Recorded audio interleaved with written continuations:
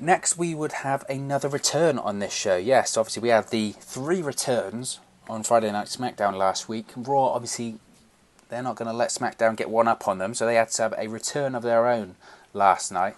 And it was the Big Show returning to the WWE. Now, the story to this was seeded early on in the evening. This was my narrative thread throughout the show. I mention every time I do a review that I think the best professional wrestling shows are shows that have a narrative thread. They tell a story throughout the show. It's not just segment after segment after segment. It's a story that they're trying to tell throughout the entire show to keep the viewer hooked from beginning to ending.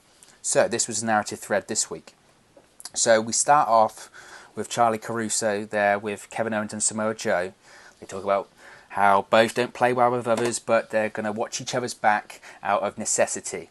And Samoa Joe says he has a challenge for Seth Rollins and the AOP, that they're going to go 3-on-3 tonight. Obviously, it's not for 3 of them, being Kevin Owens, Samoa Joe, and Charlie Caruso. Joe says, don't worry, I've got a guy. So the question throughout the whole night was, who was the guy? Who was the guy? Now, Seth Rollins will do a response to this. He says that the WWE Universe made him the chosen one. He said that, he doesn't really have time for challenges. His real challenge is making Monday Night Raw the best it can be. And he says the AOP will take care of anyone that steps up to them. This Rollins response was actually an excellent promo. I mean, far and away better than the majority of the promos he did in 2019 when he was a babyface, because it was real. You felt that Rollins really does have this high esteemed view of himself, that he thinks that he's the guy on Monday Night Raw. And for a while last year, I mean, the WWE wanted you to think that he was the guy on Monday Night Raw. So this new character change just makes sense. It's not insulting our intelligence with dumb, stupid, white meat babyface bullshit garbage. It's real. It's this guy that is cocky, he has an attitude, he holds himself in really high esteem. So this then moves on to later on in the night. Kevin Owens is getting a little bit nervous. Okay, he says, "Well, I don't know who the guy is. You've just said, you've got a guy. Who is the guy?" So Kevin Owens says he wants to know too. He's done a lot of bad things to people during his time in the WWE. Not a lot of people like him. So Joe says, "You know what? Okay, fine. It'll be easier if I just showed you." So Charlie Caruso follows them through the back, like the good reporter she is, and there is a door there. So obviously, alarm bells are ringing. You're thinking, oh, it's going to be Aleister Black. It's a door. Knock on the door. All that sort of stuff. So Samoa Joe knocks on the door, and then Kevin Owens looks in. He's happy. We still don't see who it is, so we're still thinking, who's the guy? Who's the guy? And Samoa Joe, Kevin Owens walk off happy. I don't understand at this point why Charlie Caruso wouldn't just knock on the door herself and look in. I mean, reporting 101. I think imagine Watergate. Oh, I got stopped. Why? Because it was behind a door. Once they shut the door, couldn't get in. So, just logic there. Why wouldn't Charlie Caruso look? Anyway, we get to the main event of the night. AOP and Seth Rollins teaming up for the first time on Raw against Kevin Owens, Samoa Joe, and then, as I mentioned earlier on, the Big Show. So it's the Big Show, the first time he's appeared on WWE TV in a active wrestling role in about 18 months, 2 years. He was on the 999th episode of SmackDown, I believe, just before SmackDown 1000, when he was teaming with Sheamus and Cesaro.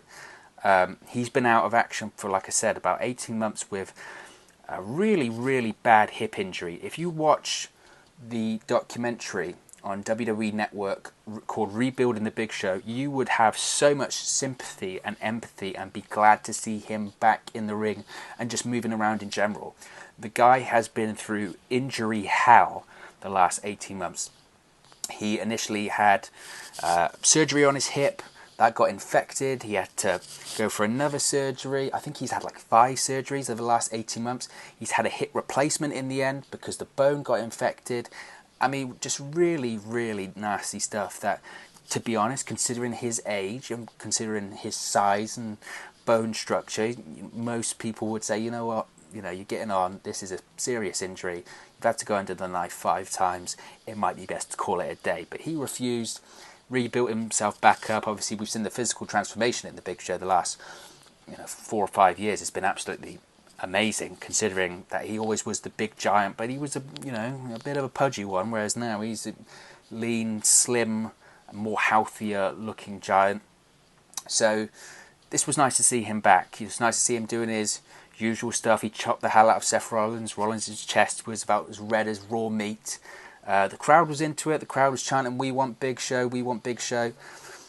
This, the more I thought about it as it went on, made more sense as to why he came back. It was announced last year, I believe in the summertime last year, that WWE had reached an agreement with Netflix to produce a show called, I think, The Big Show Show, or something like that, which is, I believe it's like a sitcom sort of thing that they're producing for Netflix. So it makes sense for him to come back and promote that around WrestleMania. I believe it comes out on Netflix at around WrestleMania time as well, so that would make sense as to why he's returned now, and he's going to be featured going in at least to WrestleMania season.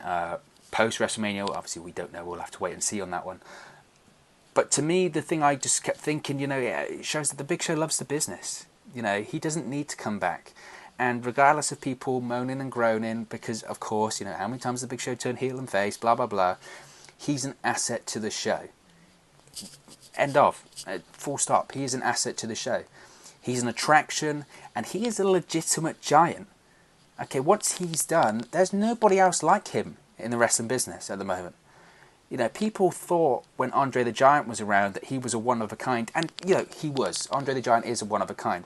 But then the Big Show came along, and, he's the next Andre. He was a giant. He had the same illness that Andre the Giant had, but Big Show had surgery to correct it at a younger age, whereas Andre didn't. There's nobody around like the Big Show now. There's the classic phrase, the heads turn in the airport. I mean, people, regardless of where the Big Show is, heads will turn because he is a giant. He is out of a fairy tale. He's huge. So when he goes, wrestling for me just becomes that little bit less, diverse and, fantasy. Big Show is, fantastical, isn't he? So it's always great to have him out there. Always great. I used to find it really disrespectful when they would chant the "Please Retire" thing at the Big Show. Now, people would just say, "Oh, that's heat. He had heat." No, it was disrespectful. There's lines you don't cross there. So the match itself was, pretty throwaway. The crowd were into it, obviously, because of the return of the Big Show, and everyone working in there is, decent workers. So the match itself was okay. The finish of the match, the Big Show has the AOP for what would look like a double choke slam, but then Seth Rollins comes in with a chair. Joe and Kevin Owens fight off the AOP, and the Big Show hits a knockout punch to Rollins. AOP carry Rollins to the back. And then it's announced right at the end of the show, talk about, there's cliffhangers and then there's cliffhangers. And by the way, all 6 men are going to have a fist fight announced next week. Whatever that is, I don't even think WWE knows what a fist fight is. I don't. I mean, fists, I guess Big Show has the knockout punch. Maybe that's why they're going with that. I don't know what it is. Thinking off the top of my head, fist fight just sounds like another way of saying a street fight. I wouldn't be surprised if it's pretty much the same thing. But again, it makes you want to tune in, doesn't it? Because you're going to go a fist fight. What the hell is a fist fight? So many times, if they'd just announced it as, okay, all 6 men are going to be in a street fight next week, you'd have gone, oh, it's cool, but how many street fights have we seen over the years? 1 million. So we know roughly what's going to happen. A fist fight, I mean, there's an air of uncertainty there, isn't there? So I can't fault any of this. Like I said, I'm not exactly the world's biggest, pun included, Big Show fan, but it's nice to see him back. And he, like I said, he's a giant. He's a giant. And once he's done, I don't know. There's something about having that mythical giant, isn't there? So this gets a thumbs up from me.